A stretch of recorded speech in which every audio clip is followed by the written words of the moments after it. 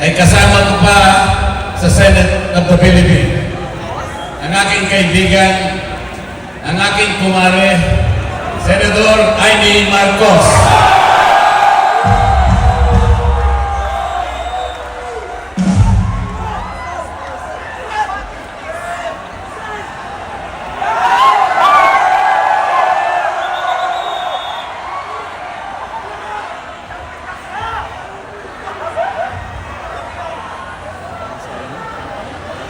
Magandang gabi po sa inyong lahat, mga mahal na kapatid.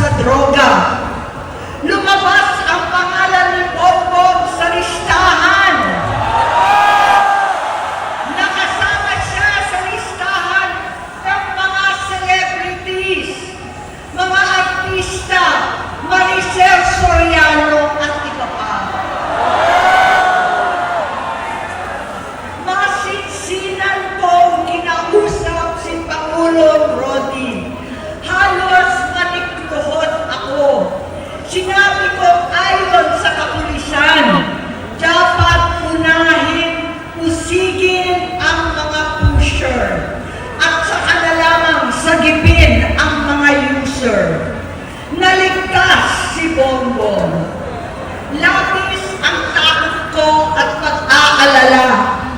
Kinausap ko siya at nagsabi siyang talagang siya ay nagbabago na. Muli at lagi, hindi ako nawalan ng pag-asa. Ako'y naniwala ulit. Mula noon, ang natatanggap ko na lang na balita tungkol sa kapatid ko ay regular na pagpapadoktor. Kaya kumama naman ako. Inisip ko, totoo, dahil nakopera na ang tuhod niya sa gout. Siguro, totoo na ito. Hanggang nito, nalaman ko na tuloy ang paggamit niya sa mga party na garapalan naghahain ng droga. Pinagmamalaki pa ng mag-asawang kayang-kaya nila ang microdosing ng cocaine. Hati-hatiin daw para 4 na beses sa isang araw. Hindi mabibisto. Ang pagpapadoktor, pinalabas nila ang pag-stem cell. Nagpapalit daw ng dugo, nagpapa-blood transfusion. Kayang-kaya raw, hindi ko maintindihan ang pinagsasabi. Noong 2021, kahit papano, nagkikita kami at nagkakausap. Sumamba siya sa aking talagang hinintunan niya. Naniwala ako kasi sabi niya gusto niyang tumakbo. Ang sabi ko, tutulong ako sa abot ng aking makakaya. Ipinakilala ko si Bongbong kay Inday. Naging magkatandem sila. Pagkatapos noon ay biglang hindi na niya ako ulit kilala. Kahit si Inday, nagtataka, bigla ko na itsakwera. Kahit ganon, nangampanya pa ako para sa kanya, kahit si Inday na lang ang aking nakakausap.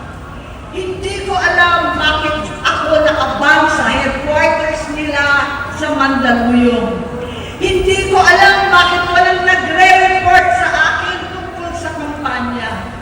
Sa totoo lang, masakit mang aminin, nung dinidisqualify na siya, halos papaboran ko na sana dahil may nagsumbong sa akin mula sa kanyang campaign team na gumagamit na naman siya. Nung sinabihan ko, siya at mga taong nasa paligid niya, nagkaisa silang tuluyan akong alisin sa kampanya na ako naman ang bumuo. Sinabi nilang gusto ko na siya ay mag-disqualify para ako ang pumalit. Hindi totoo yun! Iniisip ko ang kalagayan ng aking kapatid at paano siya magsisilbi kung ganyan ang kalagayan niya. Pero pinaparating sa akin na hindi siya lulong at minsan na lamang tuwing nagpa-party. Hindi ko maipaliwanag bakit gusto kong maniwala at hindi mawalan ng pag-asa. Noong nanalo siya, naging pinakamalayo na kami sa isa't isa. Maliban sa opisyal na takbuhan at kapag pumupunta yung nanay namin, hindi ako sumama sa loob ng 3 taon dyan sa Malacanang. Dahil lantaran na doon ang inuman, ang paggamit nila ng cocaine at mga bawal na gamot. Hindi ba nila nakikita, naririnig, kakaiba na siya magsalita, hindi na maintindihan kung ano-ano na ang sinasabi at wala na sa sarili. Nagtatago sa kabaitan niya ang pang-aabuso niya sa droga. At nagbunga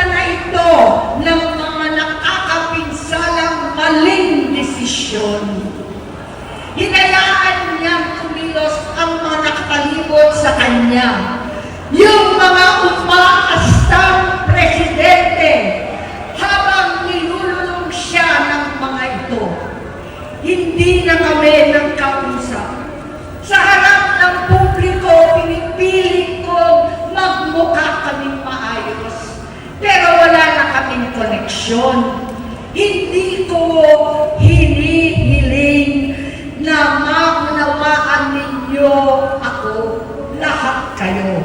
Sa palagay ko, ang makakaunawa lamang sa akin ay ang mga pamilya may pinagdaanan sa adiksyon, sa inom, sa sugal, sa alak, sa bisyo, higit sa lahat, sa droga. Pag hindi ko siya nakakasama, buong aking loob na ipasok sa institusyon, ipagamot, iparihab ko na yan.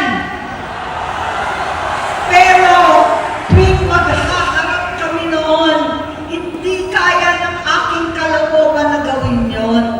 Tuwing magsasabi siya sa akin na magbabago na siya, hindi ko siya kayang tiisin. Hindi ko kayang ipagkait sa kanyang pagkakataon at pagbabakasakali, umaasa ako at laging nananalangin na sana, oo nga, nagbago na siya. Hanggang dumating ang 2024 at 2025, yung bisyo niya na ang dahilan ng pagbaha ng korupsyon, kawalang direksyon, at maling-maling mga desisyon.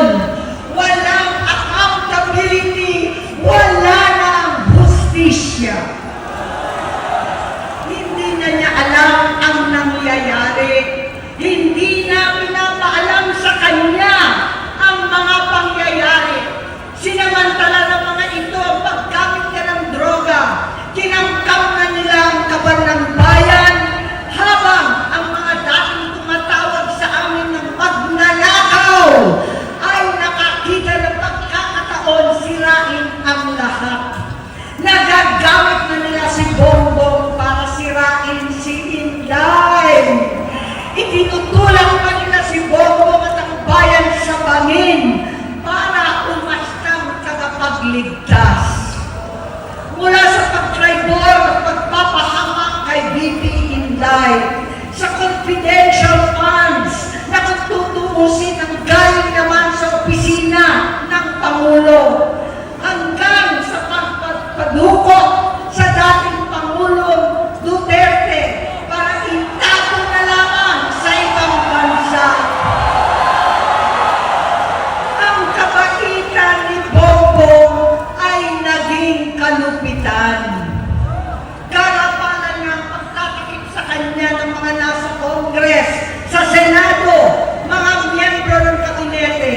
Kitang-kita na ng taong bayan, wala nang puwang ang kahihiyan. Para bang nauulit ang bangungot ng kasaysayang dinanas namin noon. 68 years old po ang tatay ko nung pinatalsik sa pwesto. 68 years old na rin si Bongbong ngayon.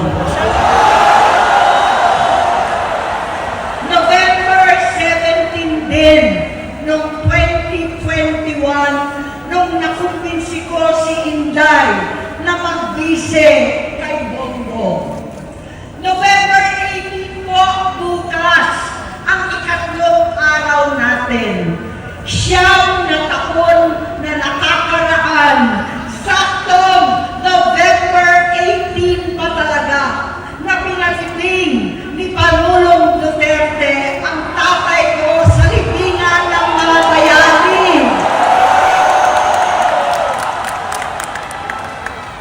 Halo-halo na ang aking nararamdaman, pero alam kong ito ang dulo at hangganan ng aking pagtitiis at pananahimik. Hindi na tayo mananahimik!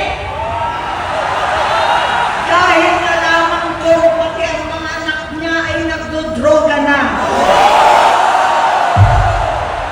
Pinasusuklaman ko pa ang pag-alok ng mag-inang si Sandro ng droga ang aking mga anak at iba pang mga kamag-anak. Yan ang hindi ko na mapapalampas. Sa loob ng halos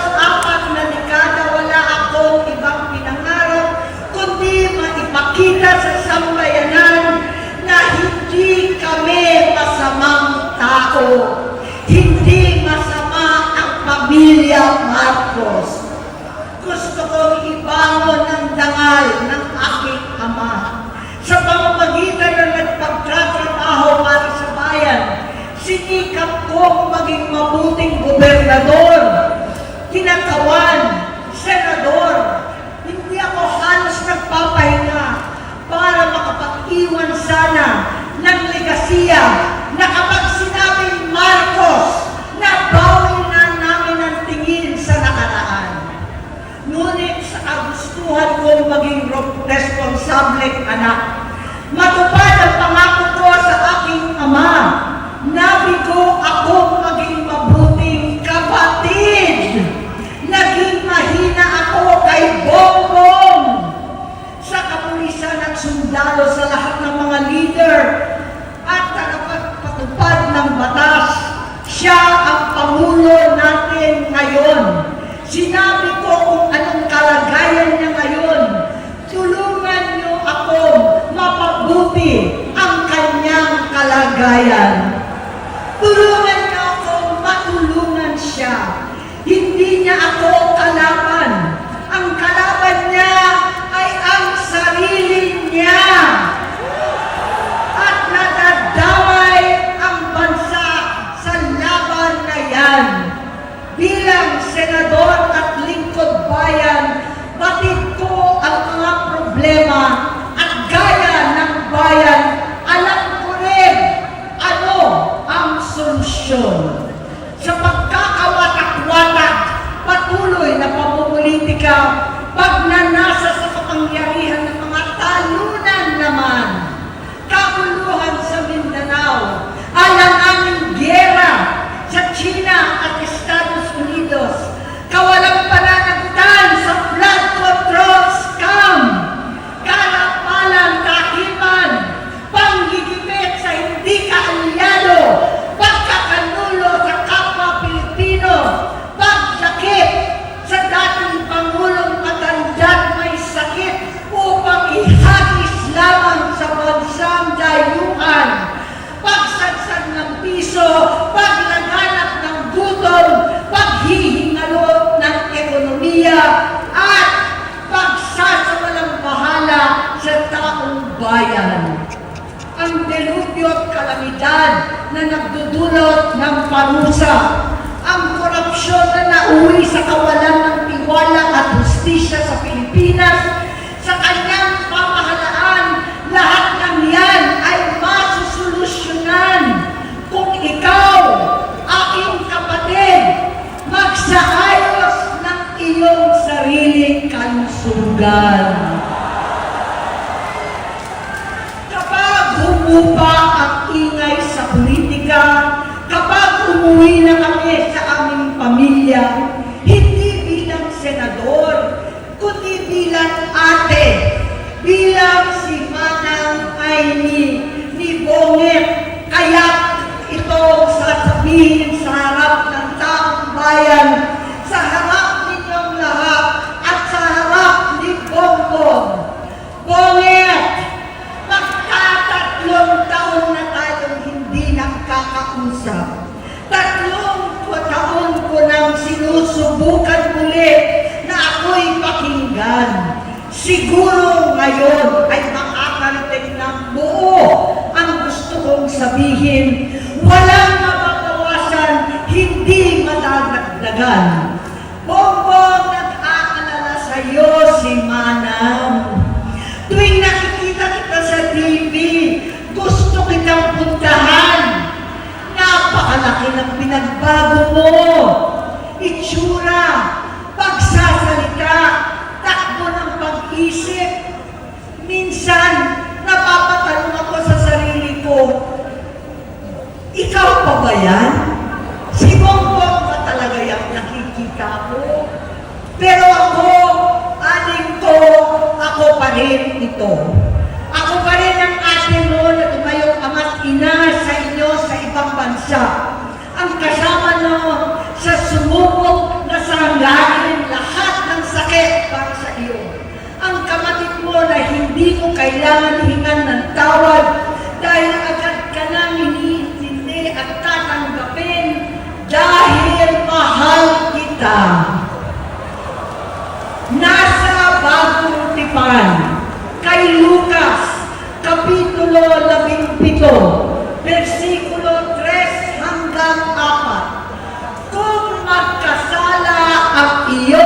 kapatid, sawayin mo siya. At kung siya'y magsisi, patawarin mo siya.